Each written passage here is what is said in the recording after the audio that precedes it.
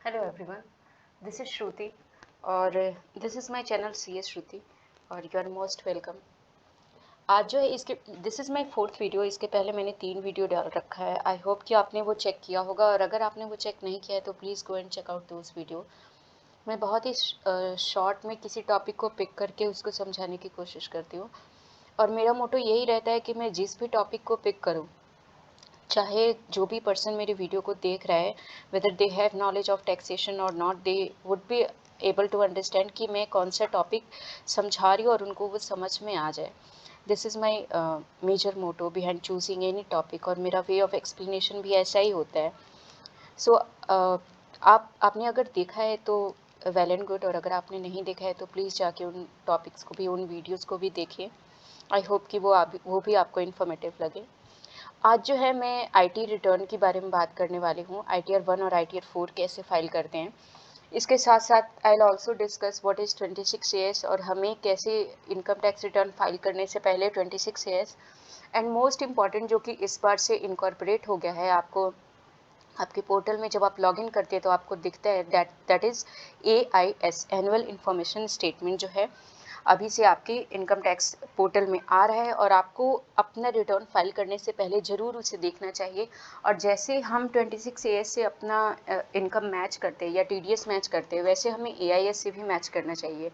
If for any reason आपका AIS और आपका रिटर्न फाइलिंग मिसमैच हो रहा है तो डेफिनेटली आपको एक नोटिस आ जाएगा स्क्रूटनी का कि आपका ये मिसमैच हो रहा है, please explain the reason.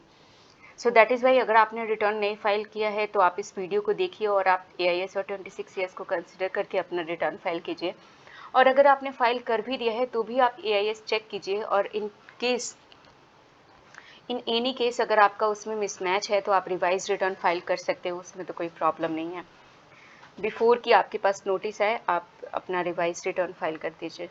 So let's start today's topic और this is my new channel. तो टॉपिक शुरू करने से पहले आई वुड रिक्वेस्ट कि आप मेरे चैनल को सब्सक्राइब कर लें and watch this video till the end, ताकि आपको AIS जो है अच्छे से समझ में आ जाए और इसके साथ साथ ये भी समझ में आ जाए कि हम रिटर्न फाइल करने के वक्त कैसे हम AIS को देखते हैं, मैच करते हैं और उसको कैसे अपनी ITR में इनकॉर्पोरेट करते हैं। तो पहले हम ITR 1 की बात करते हैं, जो कि बहुत ही छोटी सी रिटर्न होती है, बहुत कुछ इसमें होता नहीं है। अगर आपकी छोटी मोटी इनकम है, लेस देन 50 लाख है और आपके पास सैलरी इनकम है, हाउस प्रॉपर्टी या अदर इनकम है, तो आप इस रिटर्न को फाइल करने के लिए एलिजिबल हैं और आप फाइल कर सकते हैं, प्रोवाइडेड आप रेसिडेंट हो। यस, तो मैंने लॉगिन कर लिया है। यहाँ पे मैं किसी का रिटर्न फाइल कर रही थी। तो लॉगिन करने के बाद से जब आप फाइल नाउ पे क्लिक करते हैं तो आपको चूज़ करने को आता है कि आप कौन सी असेसमेंट ईयर के लिए फाइल कर रहे हैं। And before okay, let's do this first, उसके बाद से मैं डिस्कस करती हूँ आगे। यहाँ पे हमने ऑनलाइन मोड चूज़ कर लिया, कंटिन्यू।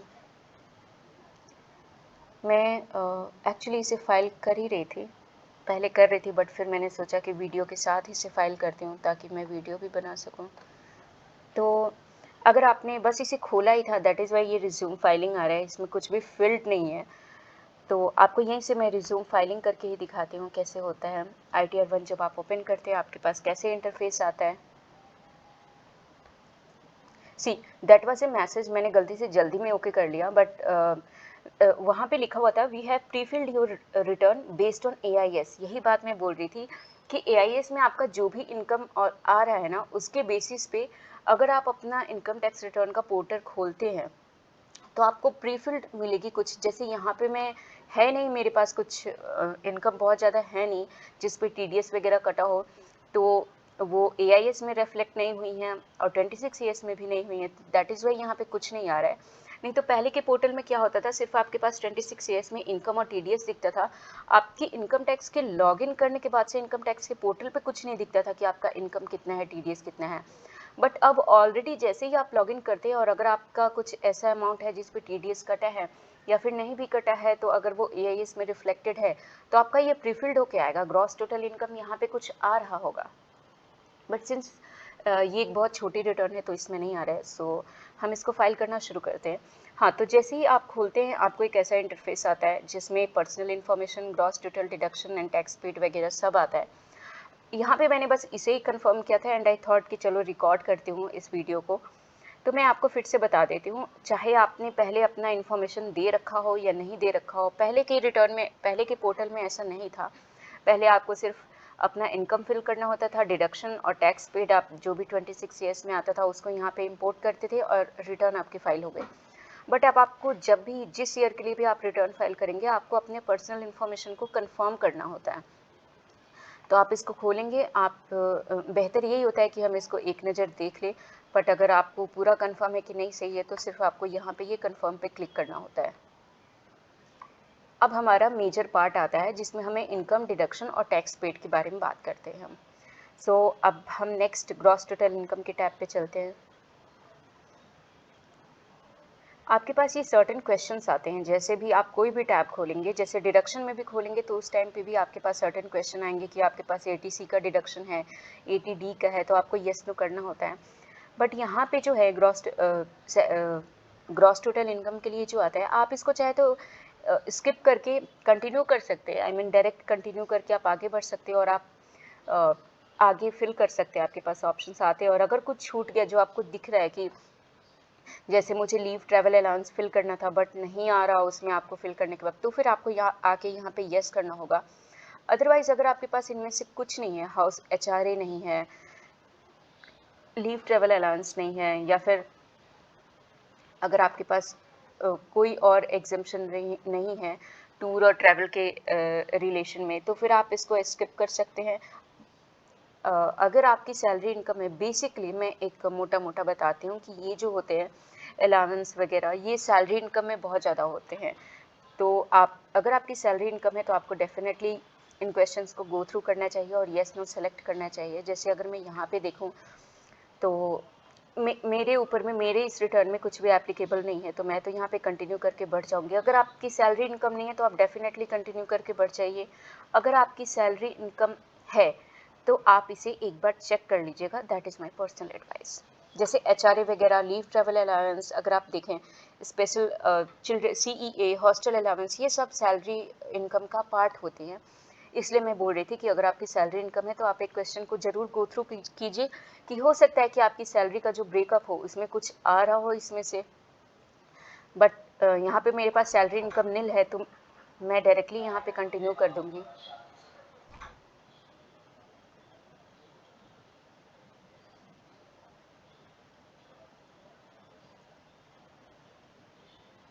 अब मेरी कंटिन्यू करते ही मेरे पास अलग अलग, जैसे मैं बोल रही थी कि आईटीआर 1 जो होता है उसमें हमारे पास सैलरी, जो सोर्सेज ऑफ इनकम हमें फिल करने को आते हैं उसमें सैलरी है, हाउस प्रॉपर्टी है और उसके बाद से आपका इनकम फ्रॉम अदर सोर्सेज है। एग्जाम्प्ट इनकम तो होता ही है, वो तो सारे ही फॉर्म में होता है। तो अगर आपके पास सैलरी है तो आप सैलरी को फिल कीजिए। एक चीज़ और मैं एक्सप्लेन करना चाहूँगी, जैसे मैं बोल रही थी कि एआईएस के बेसिस पे आपकी आधी से ज़्यादा रिटर्न आजकल प्री फिल्ड होके आती है। आपको फिल करने की ज़रूरत सिर्फ उन चीज़ों को है जिस पे आपके टीडीएस नहीं कटा या फिर कैश में कुछ इनकम हो गई है, उन चीज़ों को आप फिल कर सकते हैं। अदरवाइज़ तो मैंने जितने रिटर्न फाइल करी है और मैं अपने एक्सपीरियंस के बेसिस पे बोल रही हूँ कि आधे से ज़्यादा आपकी 80% रिटर्न जो है आपके फिल होके आ रही है।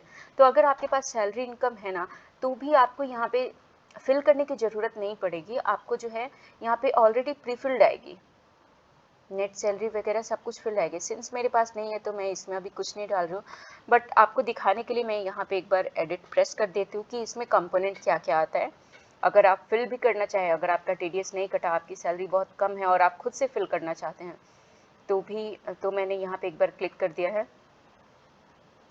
आपने यहाँ पे सैलरी डाल दिया, परक्विजिट अगर आपके पास है तो वो डाल दिया, profit in lieu of salary, country आपको सेलेक्ट करना है,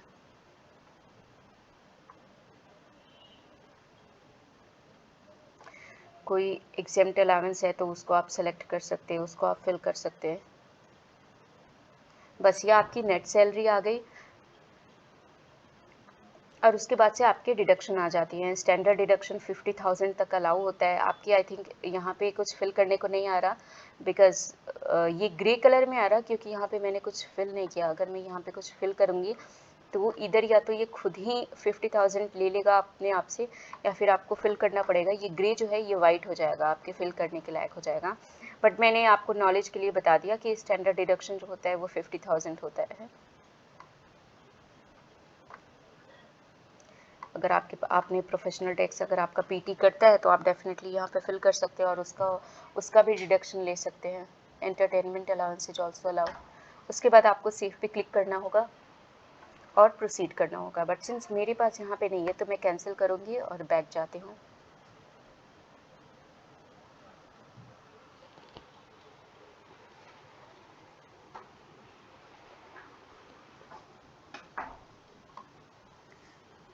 नेक्स्ट जो पार्ट आता है हमारे पास वो आता है इनकम फ्रॉम हाउस प्रॉपर्टी।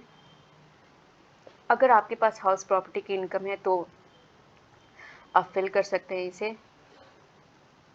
आपको टाइप ऑफ हाउस प्रॉपर्टी में मेरे पास नहीं है, बट सिर्फ मैं ये दिखाने के लिए फिल कर रही हूँ। लेट आउट फिल आप सेलेक्ट करते हैं लेट आउट अगर आपने रेंट पे दे रखा है तो। ग्रॉस रेंट जो है आपको यहाँ पे डालना होता है, आपको जितना भी रिसीव हो रहा है रेंट। अगर आपने कुछ लोकल अथॉरिटी को पे किया है तो वो आपको यहाँ पे डिडक्शन मिल जाता है एक तरीके से। और फिर आपकी ये जैसे मैं यहाँ पे डालती हूँ, अगर मैं यहाँ पे 5 लाख डालती हूँ और सपोज़ कीजिए मैंने लोकल अथॉरिटी को कुछ नहीं पे किया, तो ये जो है एनुअल वैल्यू मेरा 5 लाख निकल के आ गया। और 30% जो है ये डिडक्शन जो है हमें गवर्नमेंट खुद से ही अलाउ करती है। जैसे मैं सैलरी के सेक्शन में डिस्कस कर रही थी कि आपको एक स्टैंडर्ड डिडक्शन अलाउ होता है 50,000 का, चाहे जितनी भी आपकी सैलरी हो। उसी तरीके से रेंटल इनकम में भी आपको एक स्टैंडर्ड डिडक्शन जो है अलाउ होता है 30% of the total rental income. तो ये खुद ही कैलकुलेट होके आ गया, वहाँ पे भी आपका 50,000 जो है खुद ही आ जाएगा। यही चीज़ मैं दिखाना चाहती थी कि आपको डालना नहीं पड़ेगा, आपको खुद आ जाएगा।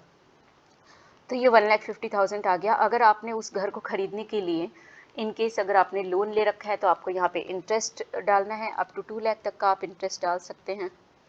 और अगर आपने कुछ अनरियलाइज्ड रेंट है आपका तो वो भी आप डाल सकते हैं। आपको यहाँ पे ऐड कर देना है तो ये इनकम जो है आपकी उसमें ऐड हो जाएगी। और आपके जब जैसे मैं यहाँ पे कैंसिल करती हूँ, बट आपके हाउस प्रॉपर्टी वाले टैब में वो दिखने लगेगी आपने इतनी इनकम ऐड करी है। अभी मेरे में तो अभी ज़ीरो दिखेगी बिकॉज मैंने कुछ ऐड नहीं करा है, मैंने उसे ऐड नहीं किया था, मैं कैंसिल कर दिया था। मेरे पास सिर्फ कुछ अदर सोर्सेज के इनकम है, बस मैं उन्हें डालूंगी। जैसे ही आप इनकम फ्रॉम अदर सोर्सेज खोलते हैं ना, आपके पास कुछ लिस्ट ऑफ क्वेश्चंस आ जाते हैं। जैसे ही आप ग्रॉस टोटल इनकम जैसे आपने खोला था तो आपके पास लिस्ट ऑफ क्वेश्चंस आ गए थे। ऐसे ही इनकम फ्रॉम अदर सोर्सेज खोलने पे भी कुछ लिस्ट ऑफ क्वेश्चंस आते हैं। अब वहाँ पे तो आप स्किप कर सकते हैं, बट यहाँ पे आपको पढ़ना पड़ता है। वहाँ पे तो मैं बस ये सजेस्ट कर रही थी, अगर आप जल्दी में हैं या फाइल कर रहे हैं, अगर आपकी सैलरी की इनकम नहीं है तो आप डेफिनेटली उसे स्किप करके आगे बढ़ जाइए। वो बेसिकली जो है वो सैलरी का ही पार्ट होती है। जो भी उसमें क्वेश्चंस होता है वो सैलरी के पार्ट का ही ब्रेकअप होता है। बट यहाँ पे आपको डेफिनेटली फिल करने का ज़रूरत है। यहाँ पे है कि क्या आपको सेविंग बैंक अकाउंट से कुछ इनकम मिला है। अगर आपको मिला है तो आप यस कर दीजिए। नेक्स्ट क्वेश्चन इज कि whether you have any income from deposit in bank या पोस्ट ऑफिस या कोऑपरेटिव सोसाइटी। अगर आपके पास है तो यस कर दीजिए। इसको फिलहाल मैं नो करती हूँ। द रीज़न बिंग कि अभी मैं ये सिर्फ एक ड्राफ्ट फाइल कर रही हूँ। मेरे पास सेविंग बैंक का इंटरेस्ट का इनकम तो है, बट अभी मुझे आइडिया नहीं है कि वो कितना है। तो ये सिर्फ मेरा एक ड्राफ्ट फाइलिंग है, इसलिए मैंने वहाँ पे नो कर दिया। अब यहाँ पे अगर आपके पास बैंक एफडी या फिर पोस्ट ऑफिस की अगर कोई इनकम है तो आप उसे फिल कर दीजिए। अगर आपको इनकम टैक्स इंडिया से कोई इंटरेस्ट वगैरह रिसीव हुई है तो आप उसके लिए यस कर दीजिए।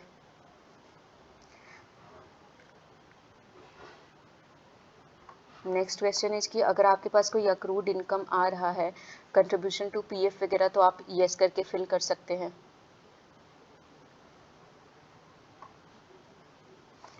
अगला क्वेश्चन भी पीएफ से ही रिलेटेड है। ये सारे क्वेश्चन नेक्स्ट तीन क्वेश्चन जो है पीएफ से रिलेटेड है। अगर आपके पास है तो आप यस करके फिल कर दीजिए।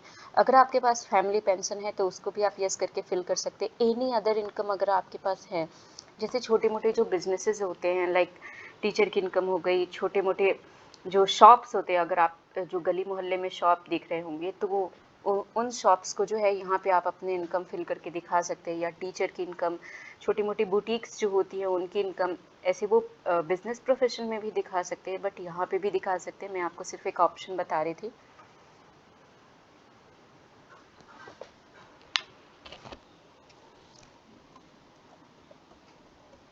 जैसे मैं आपको मैं आपको एक फिल करके दिखाती हूँ, बट आपको यहाँ पे डिस्क्रिप्शन डालना पड़ेगा कि अगर इन सारे अबव क्वेश्चन में से इनकम में से कोई नहीं है और कोई अदर इनकम है तो आपकी वो क्या कौन सी अदर इनकम है। जैसे अगर मुझे ट्यूशन फ़ी डालना है तो मैंने 2,40,000 डाल दिया और फिर यहाँ पे मैंने ट्यूशन फ़ी डाल दिया।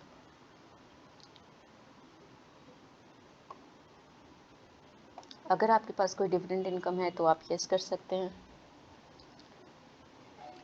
फिर आप कंटिन्यू करेंगे।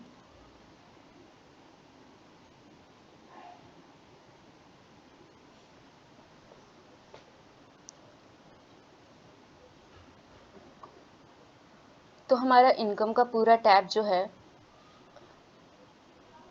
पूरा टैब कंप्लीट हो गया है। सैलरी में मेरे पास कुछ था नहीं, हाउस प्रॉपर्टी में मैंने आपको दिखा दिया कि कैसे हम फिल करते हैं। इनकम फ्रॉम अदर सोर्सेज में जो भी चीज़ें आ रही थी वो भी मैंने आपको दिखा दिया। अब जैसे मैंने लिखा है यहाँ पे डिपॉजिट वाले में मैंने यस किया था, तो यहाँ पे जो है आपको 81,000 दिख रहा है। एनी अदर ट्यूशन फी मैंने डाला था तो यहाँ पे भी मैंने 2,40,000 डाला था, तो यहाँ पे भी 240 आपको दिख रहा है। अब अगर आपको इसको एडिट करना है, डिलीट करना है, जैसे भी करना है, तो आपको क्या करना होगा। सपोज फॉर एग्जांपल अगर मैं बताऊं, मुझे जैसे इसे डिलीट करना है, मैंने तो ऐसे दिखाने के लिए डाला था, आपको डिलीट करना है तो सिर्फ मुझे इस पर टिक करके ये डिलीट का बटन दबा देना होगा। Are you sure you want to delete? Yes.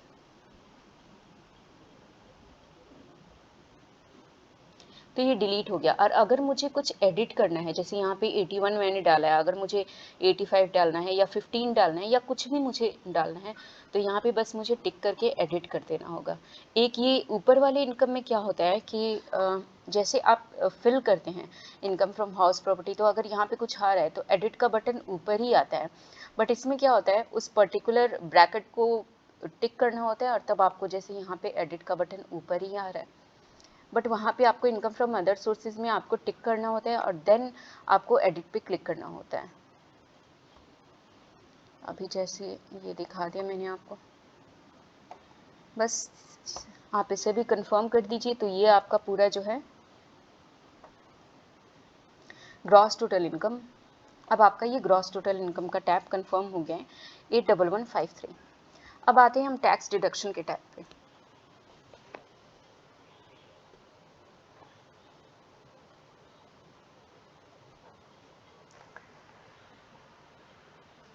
अगर आपके पास कुछ है आप इस क्वेश्चंस को एक बार पढ़ सकते हैं। जैसे एटीसी की डिडक्शन है, 80TT की है, जो कि आपका अगर सेविंग बैंक का कुछ इंटरेस्ट है अप टू 10,000 तक, तो आप जो है यस करके आप यस करेंगे तो यहाँ पे अमाउंट फिल करने को नहीं आता है। शेड्यूल आगे जब आप यहाँ पे कंटिन्यू करते हैं तो फिर आपको आएगा, कंटिन्यू करने के बाद से आपको एक शेड्यूल आएगा जिसमें आपको फिल करना होगा। बट फिलहाल मैं इसको नो कर रही हूँ, मैं तो सिर्फ दिखा रही थी। क्वेश्चंस देख लेते हैं एक बार कि इसमें होता कौन कौन सा क्वेश्चन है। अगर आपने कोई डोनेशन पे किया है तो आप यहाँ पे यस कर दीजिए, अमाउंट फिल कर दीजिए। आपको आगे शेड्यूल आएगा फिल करने का। आपको सिर्फ यहाँ पे क्वेश्चन पूछा जाता है कि आपने किया है या नहीं किया है। जितने क्वेश्चंस को आप यस करेंगे सिर्फ उन्हीं का शेड्यूल बन के आएगा आपको अमाउंट फिल करने के लिए।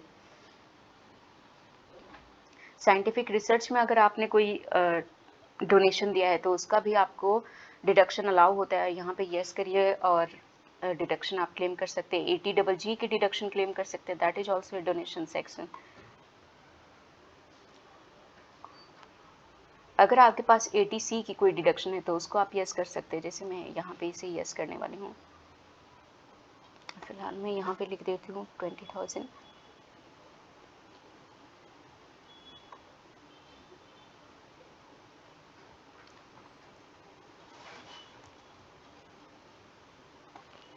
अगर 80CC की कोई डिडक्शन है, ये पेंशन से रिलेटेड है ये सेक्शन। मैंने सोचा है मैं इस पर एक सेपरेट वीडियो बनाऊंगी। ये जो पेंशन का सेक्शन है 80CC सब सेक्शन 2, तो अगर आपके पास उसमें से कोई है तो आप उसको यस करके अमाउंट डाल सकते हैं।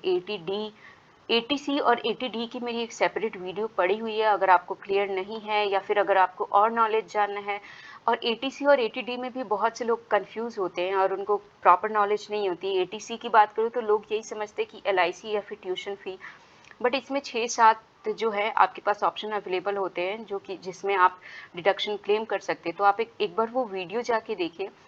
आई होप कि वो आपको इन्फॉर्मेटिव लगेगी और आप ज़रूर उससे कुछ सीखेंगे and obviously you can claim the deduction.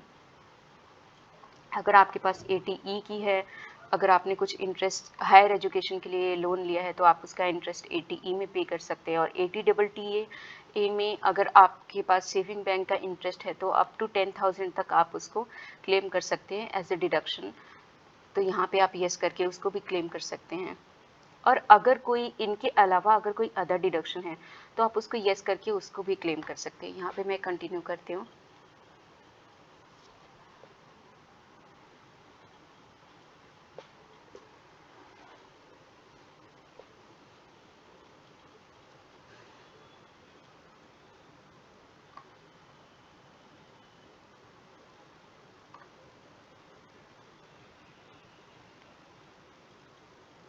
Okay यहाँ पे एक वार्निंग आती है बट आपको इससे डरना नहीं है। ऐसा नहीं कि आपने कुछ गलत प्रोवाइड किया है।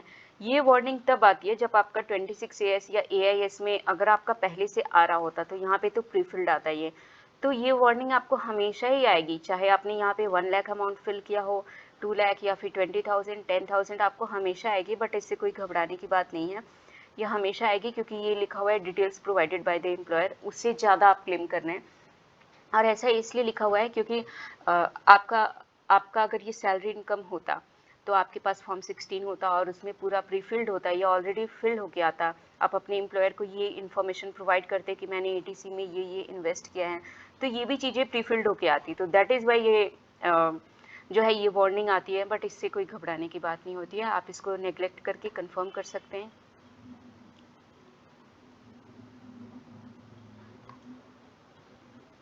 अब आपके 3 ये जो बॉक्सेस हैं ये टिक हो चुके हैं। टैक्स पेड,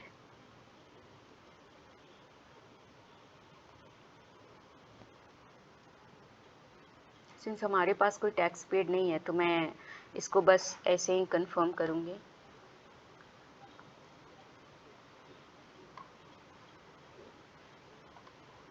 और ये टैक्स लायबिलिटी को भी, जो भी आपकी लायबिलिटी निकल के आ रही है उसे भी कंफर्म कर दीजिए।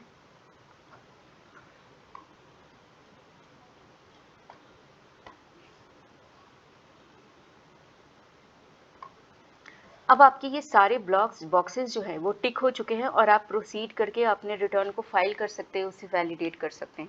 बट मैं यहाँ पे करूँगी नहीं। मैं दिखाना क्या चाहती थी, जैसे मैं डिस्कस कर रही थी कि आपको अपना मैंने तो यहाँ पे सिर्फ एक प्रेजेंट करने की कोशिश की थी कि आपको ITR 1 जब आप ओपन करते हैं तो आपके पास आता क्या क्या है और कौन कौन से टैब आते हैं और आप कैसे उसको फिल कर सकते हैं। बट जैसे मैं बता रही थी कि आपको AIS जो कि नया आया है और अब पोर्टल में दिख भी रहा है, पहले नहीं दिखता था बट अब दिख रहा है, तो आपको AIS को देखने की ज़रूरत है। इसके अलावा आपको 26AS भी देखने की ज़रूरत है। तो अब मैं दिखाती हूँ आपको कि हम 26AS जो है पोर्टल से, बहुत सारे लोगों को जब से ये पोर्टल चेंज हुआ है बहुत से लोगों को ये नहीं पता कि इसमें हम 26AS कैसे चेक करते हैं। तो आप यहाँ पे जाएंगे इनकम टैक्स रिटर्न में, आपको यहाँ पे ये टैब दिख रहा होगा व्यू फॉर्म 26AS, आप इस पर क्लिक करें, देन कन्फर्म।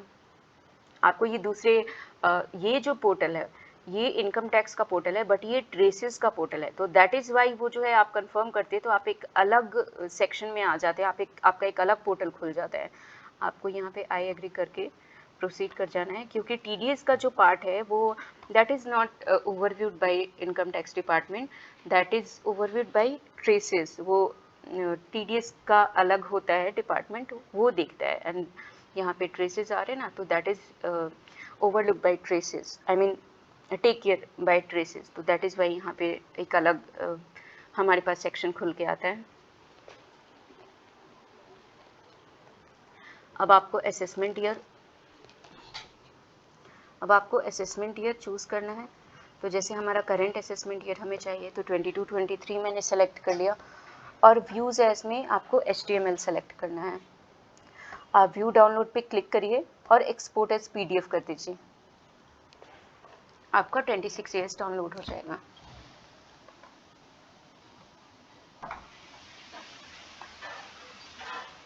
जैसे मेरे पास ये नील आ रहा है बिकॉज मैंने बताया ना मेरे पास अभी इस रिटर्न में कुछ नहीं है, तो मेरे पास ये नहीं आ रहा है, बट अगर किसी का, अगर आपके पास है इनकम और टीडीएस डिडक्ट हो रहा है तो आपके में डेफिनेटली यहाँ पे अमाउंट और टीडीएस जो भी डिडक्ट हुआ है वो आ रहा होगा आपके पास। अब चलते हैं हम एआईएस कैसे देखते हैं। आपको जाना होगा यहाँ पे सर्विसेज के टैब में।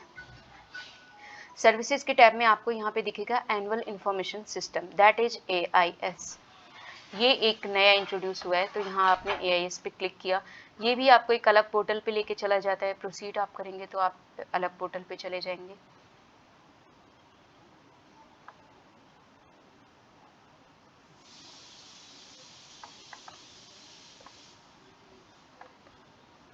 यहाँ पे इंस्ट्रक्शंस आते हैं और यहाँ पे एआईएस आता है। इसमें भी दो टैब आते हैं, जैसे tax payer information system and annual information system.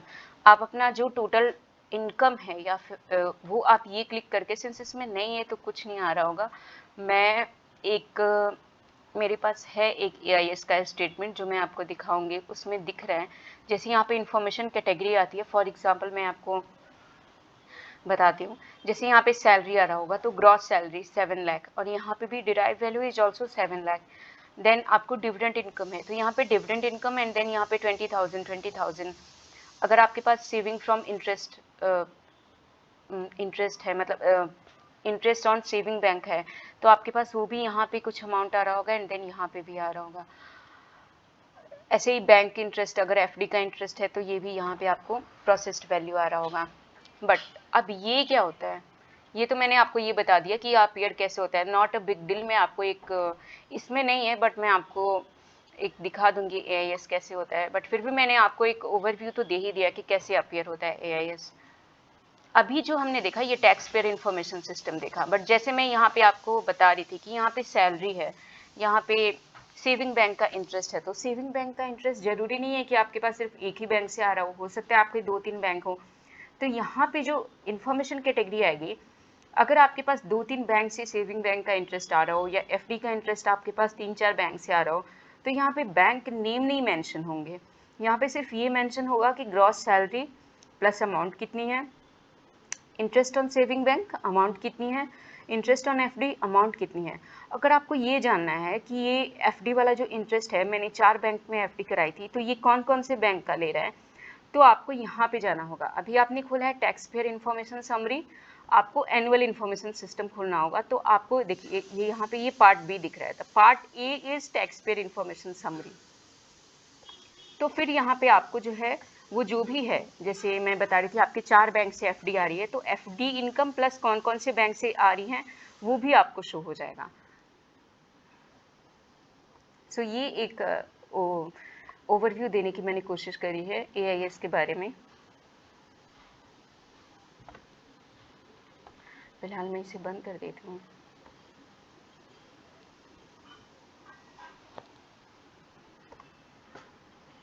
Yes, तो आप जैसे मैं यहाँ पे मैंने तो डायरेक्ट यहाँ पे क्लिक किया और फॉर्म फिल करते गई, लाइबिलिटी, टैक्स पे, डिडक्शन एक्सेट्रा। बट आपको जब भी करना हो, आपको जब अपना इनकम टैक्स रिटर्न फाइल करना हो, तो यहाँ पे चीज़ें तो वैसे ही फिल होंगी जो प्रोसेस मैंने बताया है, बट आपको सबसे पहले अपना एआईएस खोलना है, अपना 26 ईएस खोलना है, उसमें मैच करना है। उसमें एक बार फिर से बता देती हूँ, आपका जो 26 ईएस है वो आप ई फाइल वाले टैब में जाइए, income tax return, then 26 AS, और आपके पास अगर एआईएस देखना है तो services, and then annual information system. यहाँ से आपको एआईएस खुल जाएगा। पहले आप उसको देखिए और उसके अकॉर्डिंग जो है आप इन टैब्स को, बेसिकली तो उसमें ग्रॉस टोटल इनकम में ही हमें चेक करना होगा। अब फिर उसके बाद से अपने जीटीआई को फिल करना शुरू कीजिए। उसके बाद से आप यहाँ प्रोसीड करेंगे। आपको वैलिडेशन का मैं दिखा देती हूँ कैसे आता है वैलिडेशन का। मैं सबमिट नहीं करूँगी because this was basically for the presentation. आप यहाँ पे डालते हैं, प्रीव्यू करेंगे आप तो आपको प्रीव्यू आएगा, आप टिक कर दीजिए और प्रोसीड टू प्रीव्यू, देन आपके पास सबमिट करने का ऑप्शन आ जाएगा।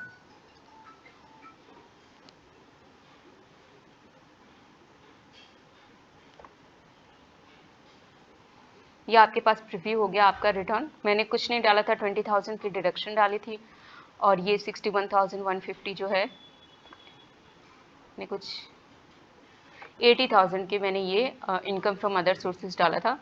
तो 81 माइनस 20 ये 61,000 जो है मेरा टोटल इनकम, नेट जो है टोटल इनकम मेरा बन रहा है अभी यहाँ पे। प्रोसीड टू वैलिडेशन, आप वैलिडेट करेंगे, आपके आधार जिस भी मोबाइल नंबर पे आपका आधार रजिस्ट्रेशन होगा उस पर आपके पास OTP आएगा। ओके, सो यहाँ पे हमें एक और चीज़ मिल गया, वैलिडेशन तो कंप्लीट हो गया लेकिन यहाँ पे कोई एरर आ गया है। अगर आपके पास एरर नहीं आएगा तो ये जो बॉक्स यहाँ पे दिख रहा है ये रेड वाला बॉक्स ये नहीं आएगा। बट सिंस हमारे पास एक एरर आ गया है, अभी यहाँ पे एरर का डिस्क्रिप्शन भी है, टाउन सिटी डिस्ट्रिक्ट, इसमें जो है ये मैंडेटरी है, यहाँ पे वो फील्ड नहीं है। जैसे मैंने ऐसे ही कंफर्म कर दिया था, बट आपको वो एक बार देख लेना चाहिए कि वो फील्ड आ रहा है या नहीं। बट यहाँ पे सिंस वो फील्ड नहीं था और मैंने कंफर्म कर दिया था तो वो यहाँ पे मैंडेटरी है, तो that is why this error has been generated, और ये बोल रहा है कि आप उसे फिल कीजिए। बस इसके बाद से कुछ नहीं है। अगर मैं इस एरर को ठीक कर देती हूँ, ओके लेट्स गो एंड मैं इसे ठीक कर ही देती हूँ।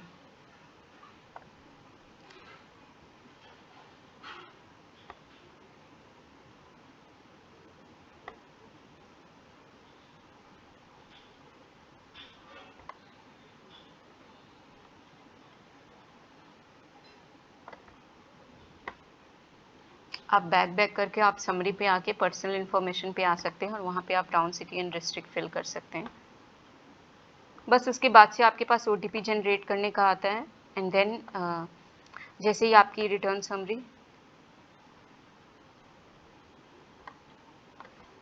You will go to personal information.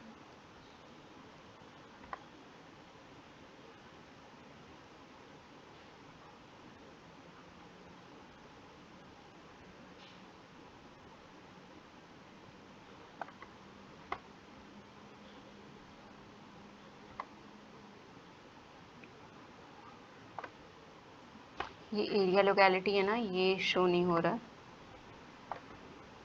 Suppose for example अभी हम कुछ ले लेते हैं, ये कुछ आ रहा, इसको सेव कर देते हैं। So this is save now. अब हम चाहे तो इसको कंफर्म करके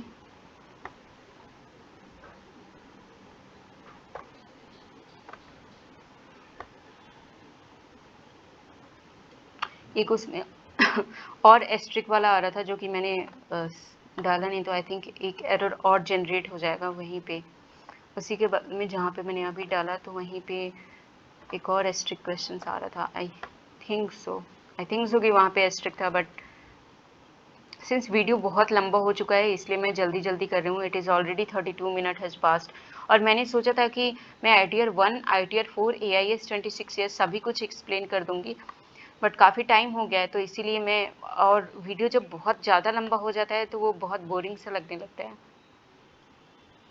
देखो ओके, सो शायद मैंने वो गलती से देख लिया था। वैलिडेशन सक्सेसफुल आ गया। अब आपके पास यहाँ पे प्रोसीड टू वेरिफिकेशन,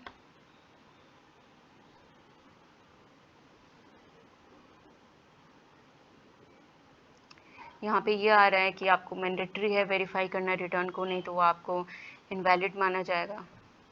ऐसा माना जाएगा कि आपने रिटर्न फाइल ही नहीं किया है, और आप अगर वेरीफाई नहीं करते हैं, आप कुछ भी कर सकते हैं, E-वेरीफाई नाउ या फिर लेटर या फिर ITR V के थ्रू। क्या होता है कि आप सबमिट कर देते हैं रिटर्न, उसके बाद से आपके पास एक्नॉलेजमेंट जनरेट होती है, आप उस पर साइन करते हैं और उस पर एक एड्रेस लिखा होता है बेंगलोर का, आप उस एड्रेस पे मेल कर देते हैं। तो ऐसे भी आपकी, that is how it is done through ITR V, आप मेल कर देते हैं वहाँ पे, तो आपके पास वैसे भी आपकी वैलिडेट हो जाती है रिटर्न। अदरवाइज़ आप यहाँ पे E-वेरीफाई नाउ करेंगे, जैसे यहाँ पे आ रहा है आधार OTP या फिर बैंक अकाउंट या डीमेट अकाउंट से भी आप एक्सक्यूज़ मी, आप वेरीफाई कर सकते हैं।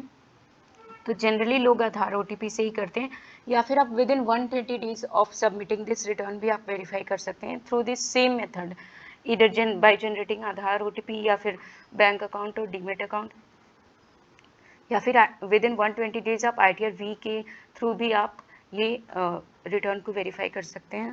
कंटिन्यू करूँगी तो अभी मुझे वेरिफिकेशन का आ जाएगा, सो मैं कंटिन्यू नहीं करने वाली हूँ। और सिंस वीडियो भी बहुत बड़ा हो गया तो अब मैं वीडियो को स्टॉप करना चाहती हूँ।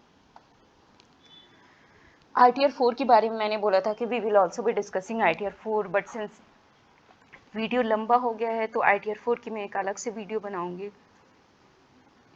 आई होप कि आपको ये वीडियो इन्फॉर्मेटिव लगी हो। Since this is my new channel तो आई वुड रिक्वेस्ट कि आप